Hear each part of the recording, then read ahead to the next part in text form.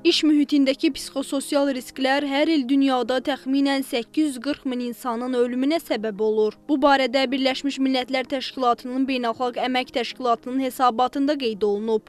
Müasir dövrdə bir çox insan üçün iş yeri artıq sadəcə qazanc mənbəyi deyil, həm də stres mənbəyinə çevrilib. Hər gün təkrarlanan iş rejimi, bitməyən tapşırıqlar və artan təzyiq psixoloji gərginliyi daha da artırır. Araşdırmalar göstərir ki, uzun iş saatları, əməyin düzgün qiymətləndirilməməsi və rəhbərliklə münasibətlərdəki problemlər insanların sağlamlığına ciddi təsir edir. Psixoloq İlahə Aslanova isə bildirir ki, daimi stres insan orqanizmində ciddi dəyişikliklərə səbəb olur. Bu xüsusilə ürək damar xəstəlikləri, yuxu pozuntuları və depressiya ilə özünü göstərir. O deyir ki, insanlar iş və şəxsi həyat balansını qorumalı, eyni zamanda lazım olduqda mütəxəssis dəstəyinə müraciət etməlidirlər. Bəs yaxşı, bu streslə qarşılaşan zaman nə etməliyik? Bəzən insanlar yox deməyi bacarmırıq. Biz şəxs özümüz sərhəd qoymağı və qarşı tərəfə yox deməyi bacarmırıq.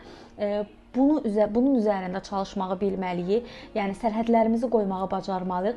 İş həyatımızla şəxsi həyatımızı qarışdırmamalıyıq və kollektiv daxilində sağlam kommunikasiyanın qurulmasına diqqət yetirməliyik. İnsanlar eyni zamanda bilməlidirlər ki, doğru kommunikasiyanın, doğru sağlam mühitin olduğu bir yerdə, sərhədlərin qoyulduğu bir yerdə stresin idarə olunması görülə bilən bir şeydir. Nəticə olaraq iş mühitində yaranan stres artıq gündəlik həyatın ayrılmaz hissəsinə çevrilib. Problemin həlli üçün sistemli yanaşma, düzgün idarə etmə və sağlam iş münasibətləri vacibdir. Əks halda bu görünməz təzyiq həm insan sağlamlığına, həm də ümumi əmək məhsuldarlığına mənfi təsir göstərməyə davam edəcək. Firuzə Məlikzadə, Vüsal Cəfərov, Xəbər Ertəsi.